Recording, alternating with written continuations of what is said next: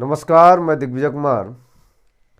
आज हम लोग बात करने वाले हैं class 9th maths NCERT theorem को लेकर के। जैसा कि आप जानते हैं, लाइन्स एंड एंगल में थ्योरम बताया जा रहा है आपको। तो इसके पहले अगर वीडियो लेक्चर नहीं देखे हैं तो वीडियो के डिस्क्रिप्शन में मैंने लिंक दे दिया है, आप वहाँ से वीडियो देख सकते हैं। राइट स्टूडेंट, आज इस लेक्चर के माध्यम से आपको बताएंगे स्टेप को आगे बढ़ाते हुए थ्योरम फोर्थ को लेकर के, यानी कि चौथा प्रमेय। राइट, जैसा कि आप जानते हैं, इसके पहले जो तीसरा प्रमेय चला था, जस्ट उसी का उल्टा कर देंगे तो चौथा प्रमेय हो जाएगा। और मज़ेदार बात है कि आप हर हाल में इसका पहला वीडियो लेक्चर देख लें, ताकि यह वीडियो बहुत ही हेल्पफुल रहे आपके लिए और काफ़ी अच्छे तरीके से समझ भी आएगा। आज वीडियो बड़ा नहीं होगा क्योंकि यह थ्योरम बहुत ही छोटा है और बहुत ही आपको आनंद भी मिलेगा इस थ्योरम को प्रूव करने के बाद। तो चलिए बिना देर के हम शुरू करते हैं कैसे हम इसे प्रूव करना। तो यहाँ पे स्टूडेंट आप देख सकते हैं, बोर्ड मैंने कुछ लिख दिया ना।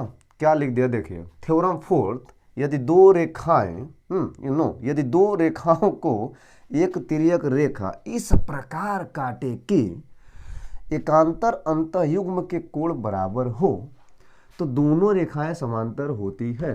कमाल हो गया भाई। इसके पहले जितना भी आपको लेक्चर मिला, 3 थ्योरम बताएगा, उसमें कहीं भी आपको ऐसा नहीं बताएगा कि समांतर नहीं होती। राइट, यहाँ पे दिया कि यदि दो रेखाओं को, केवल रेखाओं की बात हो रही है, समांतर की बात नहीं हो रही है, केवल दो रेखाओं की बात हो रही है जिनको एक तिर्यक रेखा काट रहा है और इस प्रकार काट रहा है कि एकांतर अंतःकोणों के युग्म बराबर है, तो आपको प्रूव करना है कि क्या दोनों रेखाएं समांतर होंगी। राइट, कुछ ऐसा। तो सबसे पहले हम ड्रा कर लेना, फिगर बना ले तभी तो मजा आएगा। तो यहाँ हम फिगर ड्रा करते हैं। सपोज ये कोई रेखा है और ये भी कोई रेखा है। एक चीज़ ध्यान हो, ये दोनों हम समांतर नहीं कहेंगे अभी, क्योंकि हमें वही चीज़ प्रूव करना है ना। तो केवल ये रेखा है दो ठो, और इनको एक और रेखा काट रही है जिसे हम तिरछी रेखा कहेंगे, तिर्यक रेखा कहेंगे ना। इसका नाम देते हैं स्टूडेंट यल। और ये क्या है, क्रमशः ए है, ये क्या है बी है, और ये क्या है सी है, और ये क्या है डी है। सपोज यह यल तिरछी रेखा इस ए बी और सी डी को क्रमशः कहाँ काटा, इसको काट लिया पी पर, इसको काट लिया क्यू पर। तो यह जो प्रतिच्छेदक बिंदु है पी और यह क्या है क्यू है। राइट, तो यहाँ आप देख सकते हैं कि कुछ दिया हुआ है। क्या दिया है, चलिए हम लिखना भी स्टार्ट करें। सॉल्यूशन में सबसे पहले लिखेंगे दिया है ना, यहाँ आप लिखेंगे दिया है A B and C D दो रेखाएं हैं जिनको एक तिर्यक रेखा,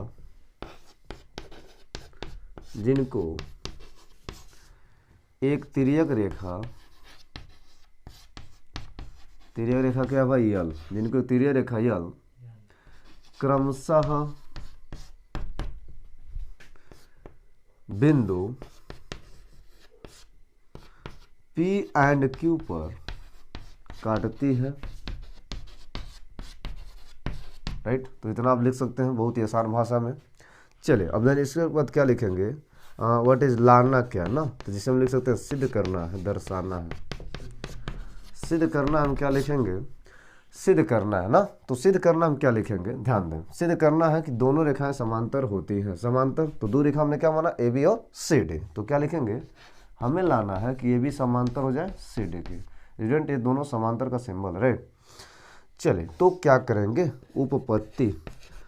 उपपत्ति का मतलब है प्रूफ या प्रमाण, यानी क्या क्या प्रमाण है आपको प्रूफ करने के लिए, मतलब ये समझाने के लिए ना।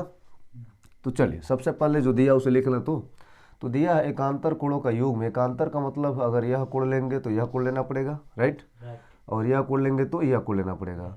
तो मेरा प्रोसेस ये है कि हमने सपोज इसको ही मान लिया, इसका माना 1, इसको माना 2। राइट, अब एक और दो जो कोण है यह अल्टरनेट है, मतलब एकांतर कोण है। जैसा कि आप जानते हैं एकांतर कोणों का योग क्या दिया है, बराबर। क्या दिया है, बराबर। तो तुरंत हम यहाँ लिख देंगे, यहाँ तुरंत लिखेंगे 1 बराबर है 2 के, तुरंत बिना सोचे क्या लिखेंगे, दिया है।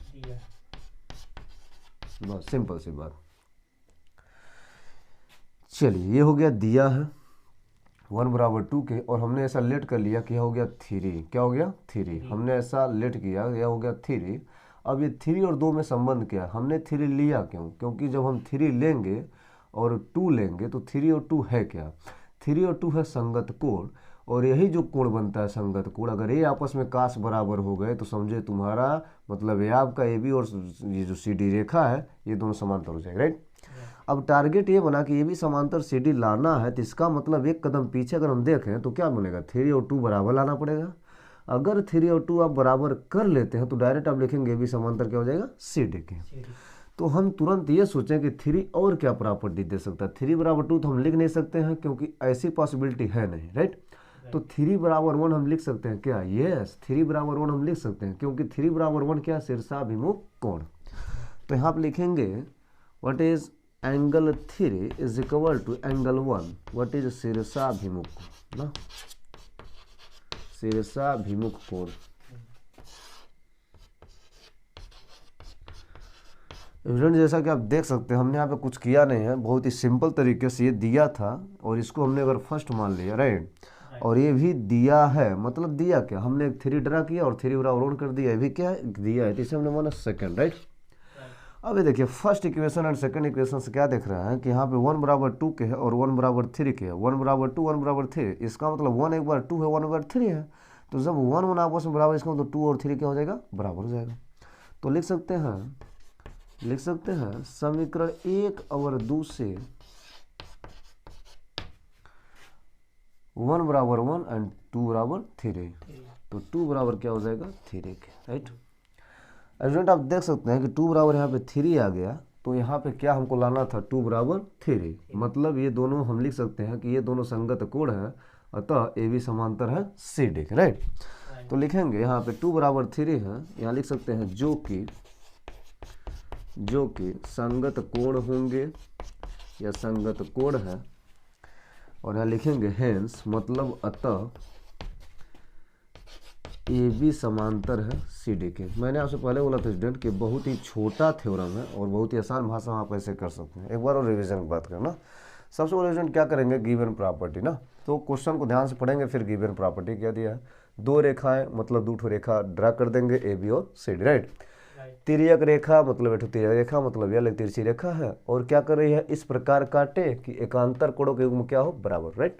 तो यह एक तिर्यक रेखा है जो कि इनको काट रहा है, एक पी पर और एक कहाँ पर, क्यू पर, तो पी और क्यू पर काटा है, तो यहाँ पर एकांतर कोण यानी 1 माना और 2 माना, तो 1 2 के आपस में बराबर है।